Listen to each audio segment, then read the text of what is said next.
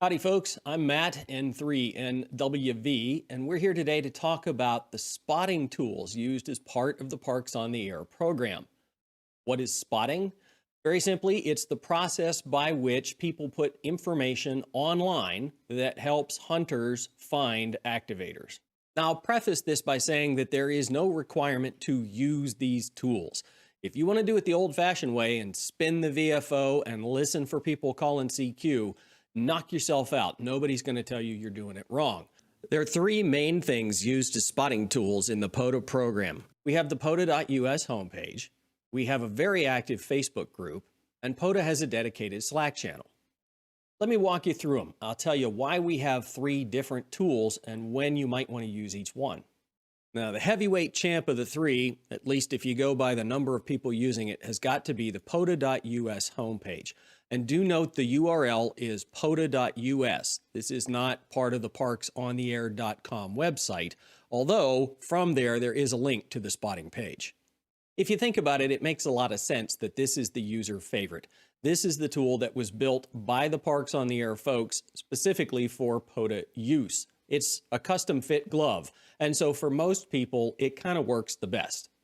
When you first land on the spotting page, you'll be in the default view, which is a grid for the active spots, and then down towards the bottom, a separate grid for scheduled activations. Scheduling activations is not a requirement. Activators are more than welcome to just show up at a park and start calling CQ, but many of them do like to give you a heads up where they're going to be and when, so that you can plan your shack time accordingly. This is a good time to remind you, though, that we encourage hunters to hunt all activators, not just unique parks to you. Just because you've worked that park before doesn't mean the activator has their 10 QSOs. So help them out and give them a call. The active spots represent parks that are hot right now. There should be an activator sitting there, and with any luck, you'll be able to hear them, have a QSO, and work that park. Let's take a closer look at the information provided by one of the active spots. On the very top, you'll see the activator's call sign and the park designator where they're located. This is the person you're calling and where they are. Right below that is a hyperlink which will take you to more detail about the park if you're interested in a map or park stats, things like that. Below the park link is the U.S. state or province outside of the states in which the activator is located. This is needed because there are many parks that span a lot of geography. The Appalachian Trail, for instance, runs through 14 some odd states. Below the state is the frequency on which the activator is operating. Take note that this is always specified in kilohertz. The next line is the call sign of the person who created the spot. In many cases, this will be the same call sign as the activator or simply the word self. That indicates that the activator themselves put this spot into the system. The next to the last line is a free-form notes field. This is often blank, as you can see in the second spot on the page. But in this case, it was useful because the activator happened to be at a place where there are two parks that overlap. So the spotter has put the second park designator in the notes field. Another common use for the notes field is for the spotter to put their signal report in. That way you have some idea of how well the activator was heard at some other location. One other thing you may see in the notes field is a message that starts with RBN. There's integration between the Pota spotting page and the reverse beacon network. So if you're a CW activator, you will be spotted as long as the beacon network can hear you. The last line is the age of the spot. How long ago was it entered? Spots have a lifetime of 30 minutes. Once they get older than that, they drop off of the page. And they're also sorted by this value when the page is brought up. And just a quick note about that sorting, you'll notice under the active spots label that it says the page refreshes itself every minute. That's handy. You don't have to hit the refresh button to get updated spots. One thing to note though, because the spots sort by the last spot time, you might be looking at one and have it move when the page refreshes. If a newer spot comes in, it'll bump above the one you were looking at on the list. So you might have to do a little bit of scrolling or keep an eye on what spot you're working with. There are a couple of features built into the spotting page that may help you manage when it gets busy. They're up here under this hamburger menu on the top left. And the first, we call it late shift mode. You're probably more familiar with it as a dark theme. When you turn this on, you'll notice that the spotting page goes to a black background and dark gray colors.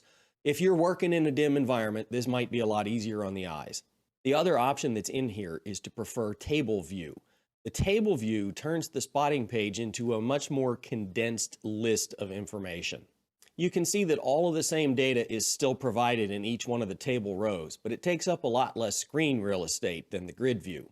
The other really handy thing about the table view is that the columns are sortable. As I move up here near the activator column, you see a little sort arrow appears to the right of the word activator. The big benefit to this is that you can see my spot just updated. It went from 2 to 3 minutes old, but my order didn't change, even though the one down here at the bottom is now brand new. So now that you're good with what a spot is and how to navigate them, let's talk about how they get into the system.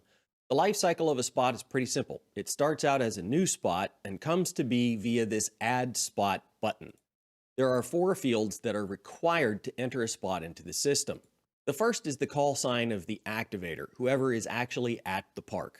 In this case, I'll put in myself, and I would say that somewhere in the 75 to 80th percentile of new spots are in fact created by the activator when they get to the park.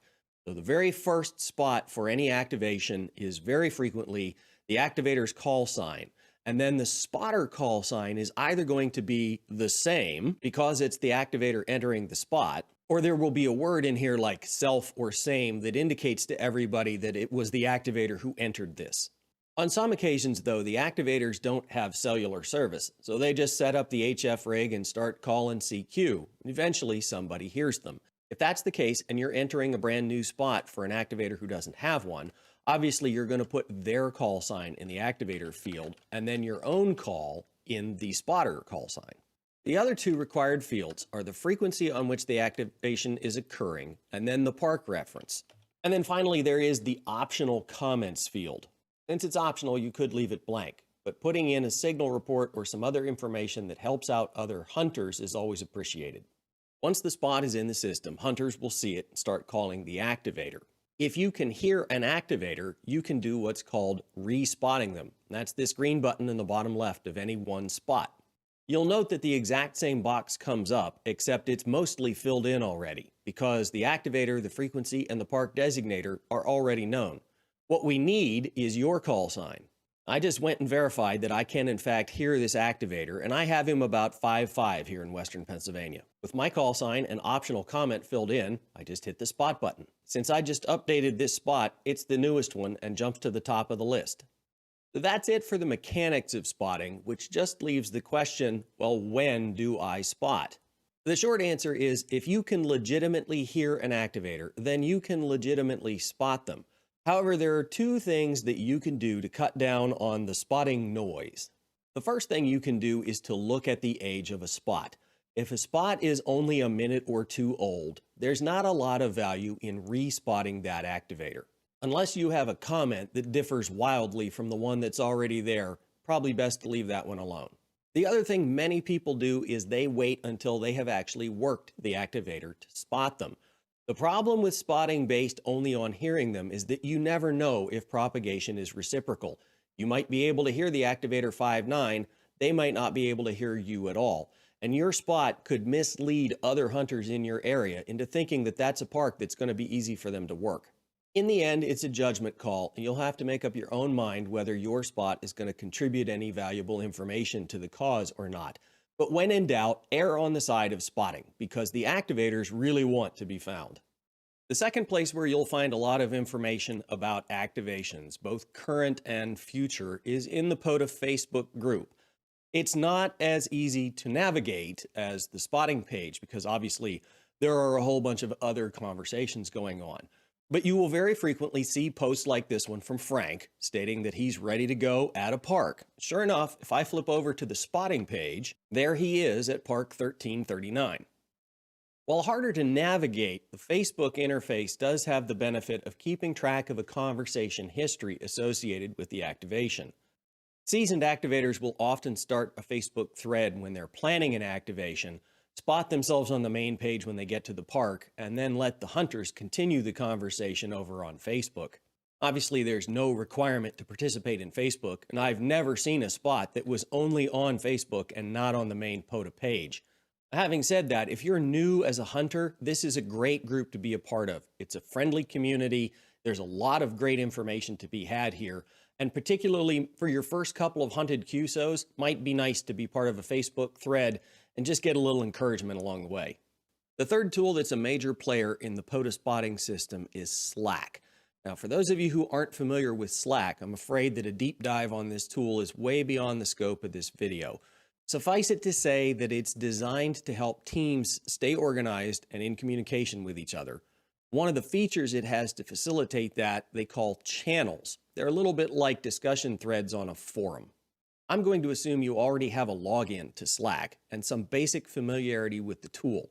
Parks on the Air is a Slack workspace, which I've already joined, so it shows up in my list when I go to launch the tool. If you haven't yet joined the Pota workspace, click the Sign into Another Workspace link. And the Pota workspace URL is just parksontheair.slack.com. Once you're in the Pota workspace, you'll see a couple of things. First and foremost is our fearless Slack admin. That's N0AW over there on the right.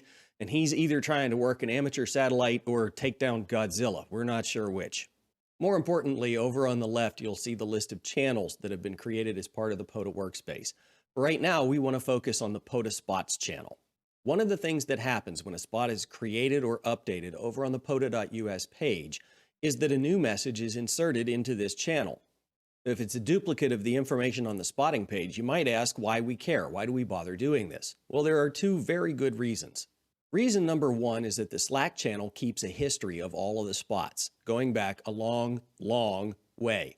So if for some reason we need to figure out what happened with a particular spot, or you worked a particular activator, but you don't remember what park they were at, the spotting channel has the history of that information. You can go back and find it.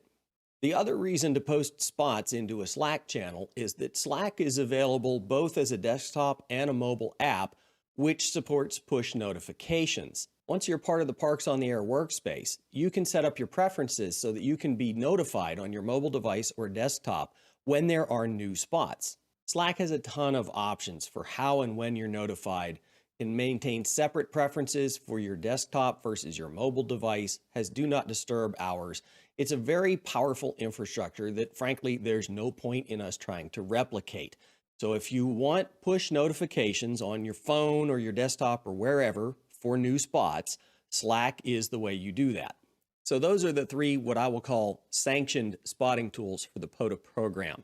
You'll notice we didn't make any mention of the standard DX cluster network, and that's because while it does get used for Pota, it's not really in any way connected to the Pota program.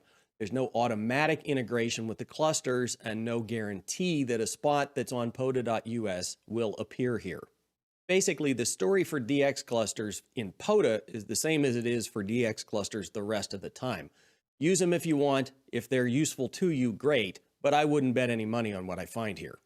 And that wraps our overview of the tools used for spotting in Pota. If you have questions or suggestions, best bet is to come join us on the Facebook group. We'll be happy to help you out if we can. Till then, happy hunting.